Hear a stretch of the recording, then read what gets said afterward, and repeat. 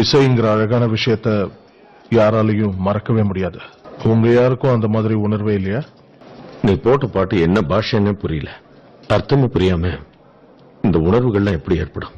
அர்த்தம் புரியுதோ புரியலையோ, ஆனா உணர்வுகள் கண்டிப்பா புரியும். உணர்வுகள்னா? இந்த உலகத்துல பல விஷயங்களை பார்க்க முடியும், தொடக்கூட முடியும். ஆனா சில விஷயம் நமக்கு மட்டும் சொந்தம்.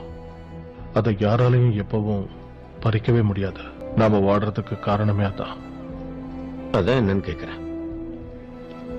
நம்பிக்கை.